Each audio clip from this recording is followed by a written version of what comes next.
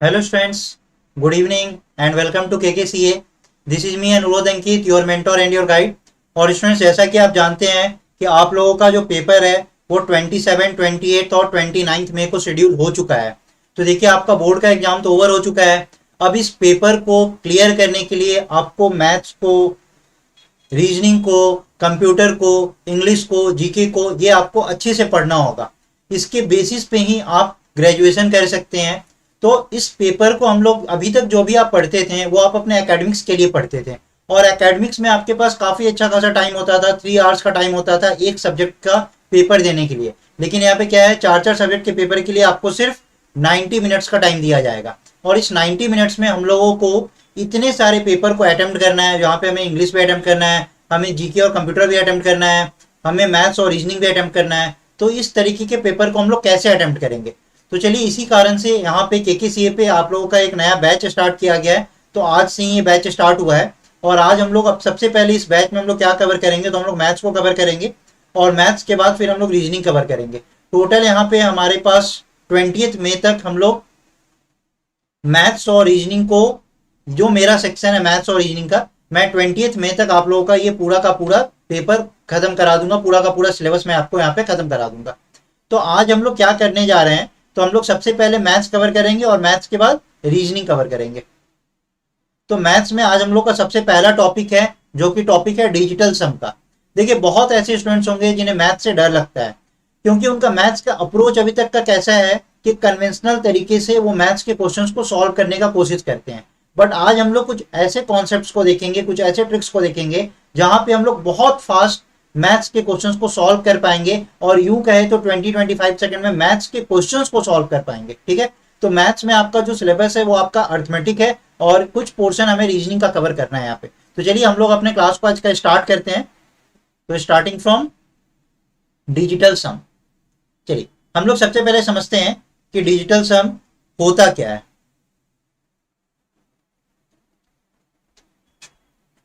Digital सम,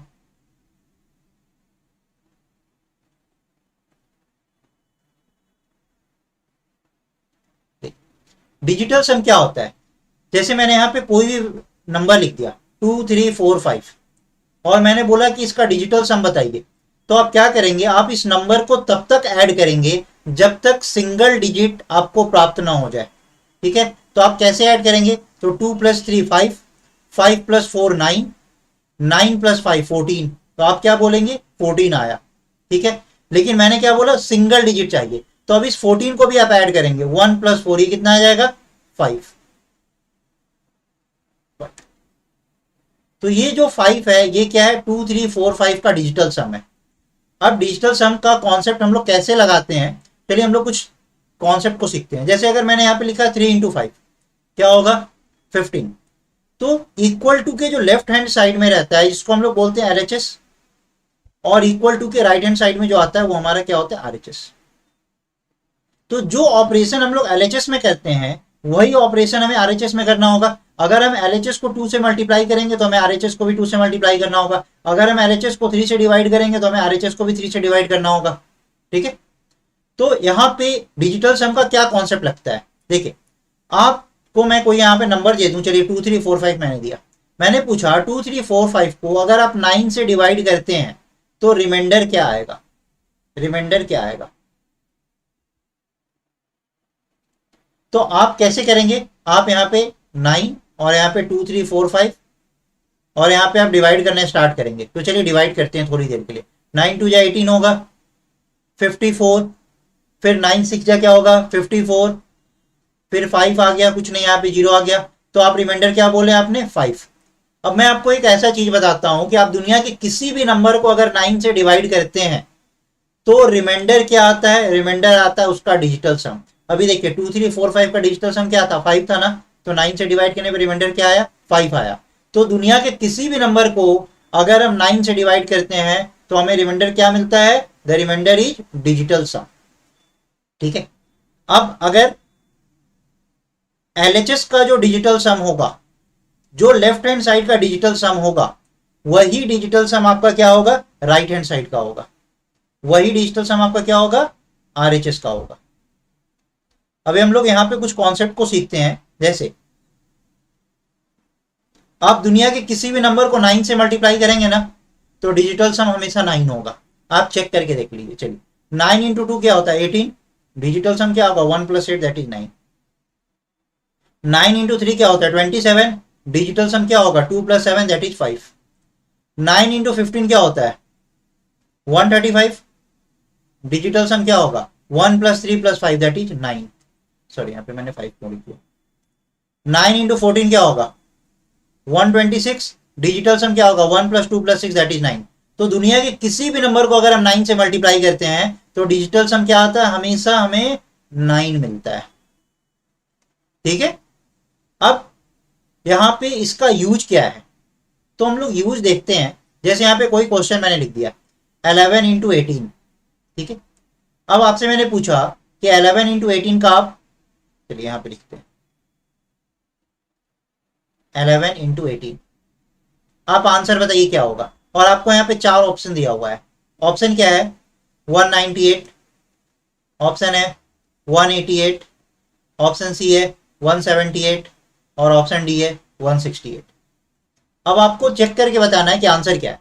एक तो तरीका है आपने इसको मल्टीप्लाई किया, मल्टीप्लाई करके आंसर कर सकते हैं, लेकिन ये तो छोटा नंबर है, यहाँ पे आप मल्टीप्लाई बहुत ईजी है। जब नंबर ऐसा आएगा तब मल्टीप्लीकेशन डिवीजन में फंस जाएंगे। तो इस तरीके के क्वेश्चन को सॉल्व करने का क्या तरीका होता है, तो हम लोग यहाँ पे डिजिटल सम का कॉन्सेप्ट लगाते हैं। देखिए 1 + 1 क्या होगा 2 इंटू 1 + 8 क्या होगा 9। अब 9 को किसी भी नंबर से मल्टीप्लाई करेंगे तो डिजिटल सम हमेशा क्या होता है 9 होता है ना। तो यहाँ पे भी जिसका डिजिटल सम 9 होगा वही आंसर होगा। तो चलिए ऑप्शन नंबर ए को अगर हम चेक करेंगे तो 1 + 9 क्या करेंगे 10, 10 + 8 18, 18 का मतलब क्या हो गया 1 + 8 दैट इज 9। तो मेरा आंसर यही हो गया। ठीक है, इनफैक्ट आपको दूसरे ऑप्शंस को भी चेक जरूर कर लेना है। ऐसा तो नहीं कि कहीं 2 ऑप्शन में 9 आ रहा है, लेकिन ऐसा रेयर चांस होता है कि 2 ऑप्शन में आपको सेम डिजिटल सम दिख जाए, क्योंकि एग्जाम में जनरली ऐसा क्वेश्चन नहीं आता है। 100 क्वेश्चन अगर आप अटेम्प्ट करेंगे तो 95 ऐसे क्वेश्चन होंगे जहां पे ऑप्शन आपको अलग अलग ही दिया होगा। ठीक है, अब यहाँ पे तो छोटा सा क्वेश्चन था डिजिटल सम के बेस पे। अब डिजिटल सम निकालने का एक और तरीका मैं आपको बता रहा हूँ। जैसे यहाँ पे हमने लिखा 1 2 3 4, अब मैंने बोला डिजिटल सम निकालने के लिए, तो आप क्या करेंगे आप इन सारे नंबर को ऐड करके बताते हैं। मैं बोलूंगा कि जहां पे 9 बन रहा है ना उस नंबर को काट दीजिए। जैसे 4 + 3 7, 7 + 2 9, तो ये काट दीजिए। तो क्या बचा 1, तो 1 आंसर हो गया। जैसे यहाँ पे कोई भी नंबर लिख दिया 1 3 8 7 2 5, डिजिटल सम पूछा गया तो देखिए 8 + 1 9 होता है ना, इसको काट दीजिए। 7 और 2 9 होता है ना, इसको काट दीजिए। तो क्या बचा 5 + 3 8, तो हमारा डिजिटल सम क्या हो गया 8। अगर आप ऐसे भी ऐड करेंगे तो 8 ही आएगा। चलिए ऐड करके देखते हैं। 1 + 3 4, 4 + 8 12, 12 + 7 19, 19 + 2 21, 21 and 5 इज 26। अब इस 26 को ऐड करें 2 + 6 दैट इज 8। तो हमारा डिजिटल सम क्या आ गया 8। तो आपको डिजिटल सम निकालना आना चाहिए। अगर आपने एक बार डिजिटल सम निकालना सीख लिया तो आप बहुत सारे क्वेश्चंस को फास्ट कर सकते हैं। चलिए एक छोटा सा क्वेश्चन मैं आप लोगों से यहाँ पे पूछता हूँ। इस क्वेश्चन का हमें आंसर करना है। ठीक है, बहुत ही छोटा सा क्वेश्चन है, इस क्वेश्चन का आंसर करना है। तो आप कैसे आंसर करेंगे, क्या इन सबको ऐड करेंगे? और अगर इन सबको आप ऐड करेंगे पेपर में तो आपको बहुत टाइम लगने वाला है। इन सारे क्वेश्चंस को हम डिजिटल सम के हेल्प से सॉल्व करते हैं। ठीक है, यहाँ पे क्या दे रखा है 3 1 3 4 + 6 1 2 8। तो चलिए इसका डिजिटल सम क्या होगा, तो हम इसको अगर सॉल्व करेंगे तो 4 + 3 7, 7 + 1 8, 8 + 3 11, 11 का मतलब क्या होता है 1 + 1 दैट इज 2। तो इसका डिजिटल सम क्या आ गया 2, प्लस यहाँ पे सॉल्व करिए। देखिए 8 और 1 9 काट दिए, 6 + 2 8 बचा 8, प्लस अब देखिए 7 और 2 9 कट गया, 4 + 3 7 बचा, प्लस 8 और 2 10, 10 + 3 13, 13 का मतलब क्या होगा 1 + 3 दैट इज 4। तो इसका डिजिटल सम क्या आ गया 4। अब ये 4 और 6 10, 10 का मतलब 1 + 0 दैट इज 1।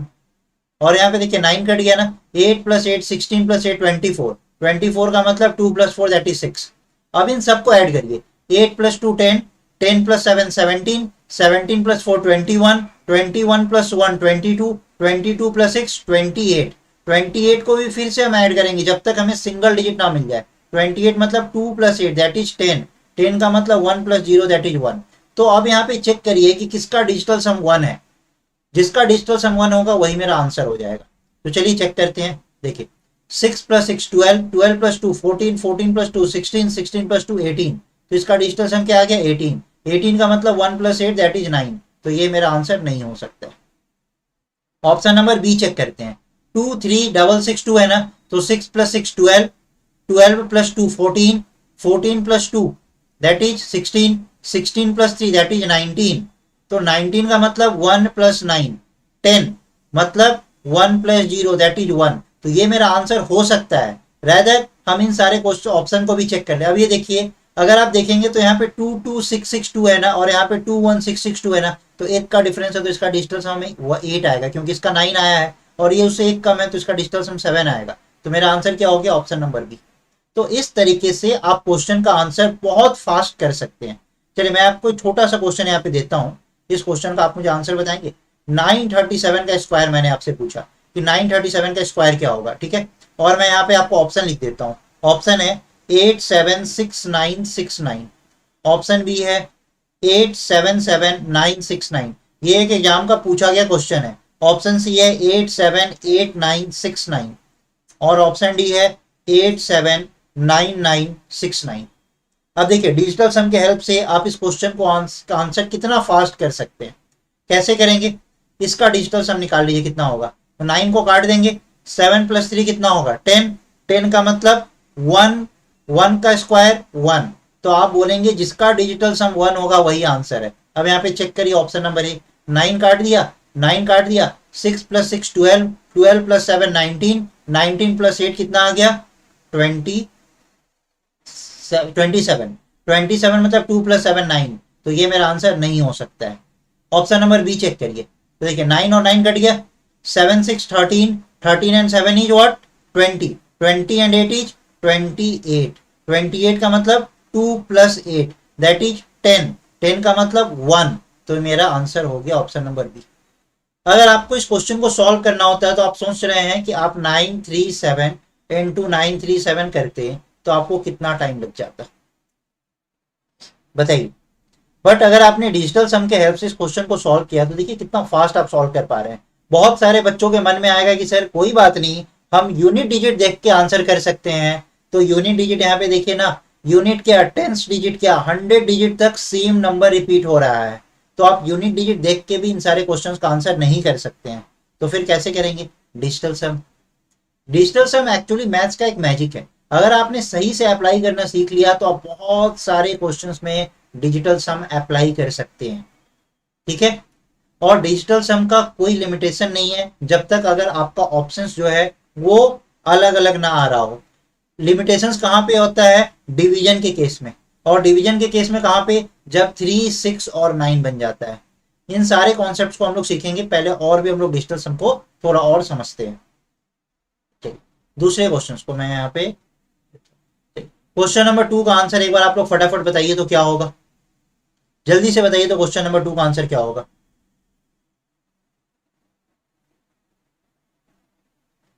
देखिए इतना बड़ा क्वेश्चन है ना, ये तो सिर्फ आप देख रहे हैं कि ये जो क्वेश्चन है ये एडिशन है।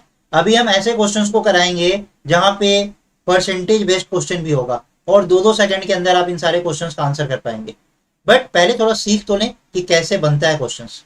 देखिए अगर हम क्वेश्चन नंबर 2 को देखें, 4 प्लस 3 7 प्लस 2 9, तो इसको तो काट दीजिए, 9 बोले या 0 बोले एक ही चीज होता है, ठीक है। तो चलिए यहाँ पे हम 9 लिख देते हैं, थोड़ी देर के लिए 9 लिख दिया हमने। 8 प्लस 7 15, 15 प्लस 4 19, 19 का मतलब 1 प्लस 9 10, 10 का मतलब 1 प्लस 1 2 3 4, 4 3 7 2 9 कट दीजिए, 1 बच गया। और यहाँ पे क्या आएगा, तो देखिए 5 6 11, 11 7 18 और 18 और 8 दैट इज 26, 26 का मतलब 2 प्लस 6 दैट इज 8। इन सबको ऐड करिए, 9 प्लस 1 10, 10 प्लस 1 11, 11 प्लस 8 इज 19, 19 का मतलब 1 प्लस 9 दैट इज 10 मतलब 1। जिसका डिजिटल सम 1 होगा मेरा आंसर वही होगा। अब यहाँ पे चेक करना है डिजिटल सम 1 किसका है, ठीक है। तो चलिए इसका डिजिटल सम क्या है, तो 7 2 9 कट गया, ये आ गया 4, तो ये मेरा आंसर नहीं हो सकता है। 7 2 9 कट गया, ये आ गया 6, ये मेरा आंसर नहीं हो सकता है। 7 2 9 कट गया, 4 प्लस 4 8, ये मेरा आंसर नहीं हो सकता है। 7 2 9 कट गया, 6 प्लस 4 10, 10 का मतलब 1, मेरा आंसर यही होगा। तो आंसर यही है, यही होगा नहीं, आंसर यही है।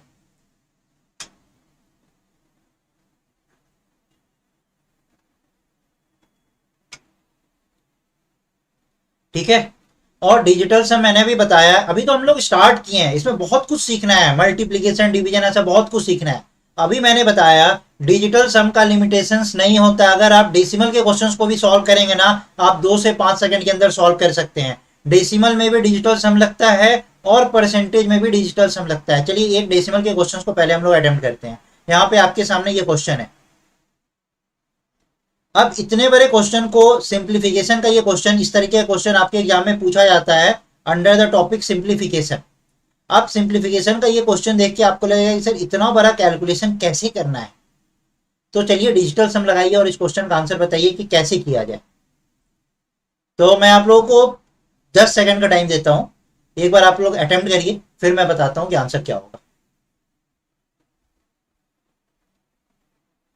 ठीक है, चलिए मैं बताता ही हूं। देखिए 5 2 7 2 9, 9 दिखे काट दीजिए, जहां 9 बन रहा है ना काट दीजिए। 6 प्लस 4 10, 10 का मतलब क्या हो गया 1। तो इस पूरे वैल्यू को ना आपने लिख दिया 1। ठीक है, अब यहां पे चलिए 8 और 1 9 कट गया, 7 और 2 9 कट गया, 8 और 6 बचा। 8 और 6 क्या है, डेसिमल से कोई फर्क नहीं पड़ता है। 8 और 6 क्या है 14, 14 का मतलब 1 प्लस 4, 1 प्लस 4 दैट इज 5। इस पूरे वैल्यू को हमने 5 लिख दिया। अब यहाँ पे चलिए इसको सॉल्व करिए।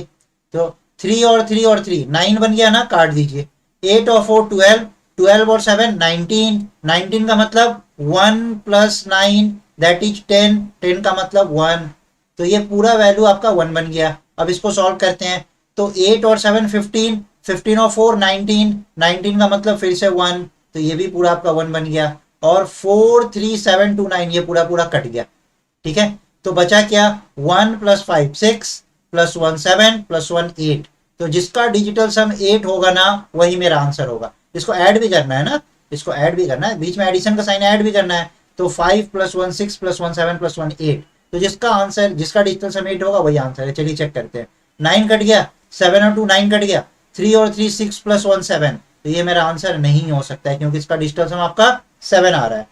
ऑप्शन भी देखते हैं। देखिए 9 कट गया, 8 और 1 9 कट गया, 3 2 6 प्लस 2 8। तो ये मेरा आंसर हो सकता है, लेकिन हमें सी और डी भी चेक करना है। ऐसा तो नहीं कि 2 का डिजिटल सम 8 आ रहा है। चेक करते हैं। 9 कट गया, 9 कट गया, 3 और 3 6 प्लस 1 7 प्लस 1 8 प्लस 1 9। तो ये तो पूरा कट गया। तो इसका डिजिटल सम 9 बोलिए 0 बोलिए एक ही बात है। अब यहाँ पे इसको चेक करिए। 9 कट गया, 5 5 1 और 3 कट गया, 3 और 2 5 आया। तो मेरा आंसर क्या हो गया, ऑप्शन नंबर बी। अब सोचिए इतने बड़े कैलकुलेशन को आपको सॉल्व करने में कितना टाइम लगा। अभी तो मैं यहाँ पे आपको बता रहा हूँ और समझा रहा हूँ तब सॉल्व कर रहा हूँ। अगर आप खुद से प्रैक्टिस कर लें तो इस तरीके क्वेश्चन को आप मैक्सिमम 10 सेकंड लगना है आपको सॉल्व करने के लिए। 10 सेकंड। देखिए आपका जो एकेडमिक्स का जो पार्ट है और जो कॉम्पिटिटिव वर्ल्ड होता है बिल्कुल अलग होता है। एकेडमिक्स में आपके पास बहुत टाइम होता है, आप वहां पे ऐड करके आराम से मल्टीप्लाई करके लिख सकते हैं। लेकिन अगर आपको अपने आप को थोड़ा स्मार्ट बनाना है तो आपको कॉम्पिटिटिव वर्ल्ड में कैसे क्वेश्चंस को सॉल्व करते हैं उन सारे टेक्निक्स को सीखना पड़ेगा। 30 सेकेंड 35 सेकेंड में आपको क्वेश्चंस को सॉल्व करना पड़ेगा। ठीक है, चलिए और क्वेश्चंस लेते हैं। चलिए जैसे यहाँ पे क्वेश्चन नंबर 4 ही है, एक बार सॉल्व करके बताइए क्वेश्चन नंबर 4 का आंसर क्या होगा।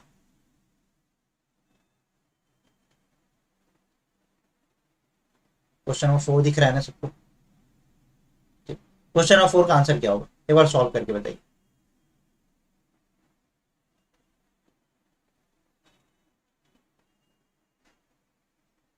कैसे सॉल्व करें इसको।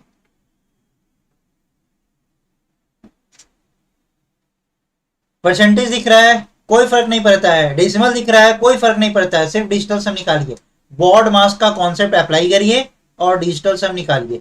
जो एलएचएस का डिजिटल सम होगा वही आपका आरएचएस का डिजिटल सम होगा।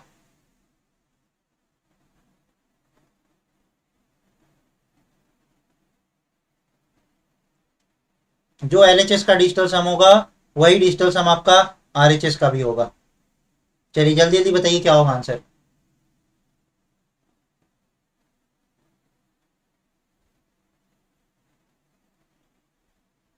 देखिए अभी तक तो आंसर आ जाना चाहिए। 5 + 1 6, तो बोलिए ना, ये 6 हो गया, 6 इंटू 5, यहाँ पे ऑफ का मतलब क्या होता है, मल्टीप्लाई। ठीक है, 5 7 8, 7 + 5 12, 12 और 8 20, 20 का डिजिटल सम क्या हो गया, 2 + 0 दैट इज 2। अब 6 इंटू 2 करेंगे 12, 12 का मतलब 3, तो इस पूरे वैल्यू का जो डिजिटल सम आ गया वो 3। अब 3 प्लस इसको सॉल्व करेंगे तो देखिए 5 2 7 2 9, तो 9 को किसी भी नंबर से मल्टीप्लाई करेंगे तो डिजिटल सम हमेशा 9 आएगा। 9 + 3 क्या आ गया, 12, 12 का मतलब 1 + 2 दैट इज 3, तो जिसका डिजिटल सम 3 होगा वही मेरा आंसर होगा। अब चलिए चेक करिए कि किसका डिजिटल सम आपका 3 आ रहा है। चलिए 4 3 7 2 9 कट गया, इसका तो 1 आ रहा है, ये आंसर नहीं होगा। 6 3 9 कट गया और 2 + 1 3 आ रहा है, तो मेरा आंसर क्या हो गया, ऑप्शन नंबर बी। एक बार इसको चेक कर लेते हैं, 8 और 1 9, ये 5 आ रहा है, ये नहीं हो सकता है। ऑप्शन नंबर डी, 6 और 3 कट गया, 3 और 2 5 आ रहा है, ये भी नहीं हो सकता है। तो मेरा करेक्ट आंसर क्या हो गया, ऑप्शन नंबर बी। आप सोचिए कि अगर आपको एग्जाम में 15% ऑफ 578 निकालना होता तो डू यू रियलाइज कि आपको कितना टाइम लगता। और अगर आप ये निकाल भी लिए, चलिए इसको निकालने का तरीका भी है कि अगर आपने 10% निकाला 57.8 और इसका आधा कर दिया 5%, आधा करना भी आना चाहिए। एक हाथ में 56 है और एक हाथ में 1.8 है, 56 का आधा कितना होता है 28 और 1.8 का 9, तो यहाँ पे लिखिए 28.9। तो अब इस दोनों को ऐड करिएगा ना तो ये आपका 15% आ जाएगा 578 का। ये सब मैं आपको क्लास में सिखाऊंगा कि कैसे करते हैं, ठीक है। लेकिन इसमें भी थोड़ा टाइम तो लग ही रहा है। और दूसरा क्या है, अब आपको 22.5% निकालना है 644 को, कैसे निकालेंगे, तो पहले 10% निकाल के उसका डबल करेंगे 20%, फिर 10% का आधा करेंगे तो कितना आ जाएगा 2.5%, सबको ऐड करेंगे। और अगर आपने ऐसे करने का सोचा 22.5 अपॉन 100 इंटू 644, तो ऐसे तो पेपर ही ओवर हो जाना है, इतना लंबा कैलकुलेशन करेगा कौन, ठीक है। तो इस तरीके के क्वेश्चन को भी हम लोग 10-10 सेकेंड के अंदर सॉल्व कर सकते हैं। तो आज का जो आपका क्लास है ना, ये क्लास आपका डेमो लेक्चर था।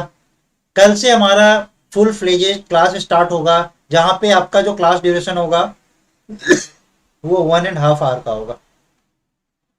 कितने देर का होगा, 1.5 आवर का। और ये जो क्लास की टाइमिंग है ये 6:30 to 8 होगी।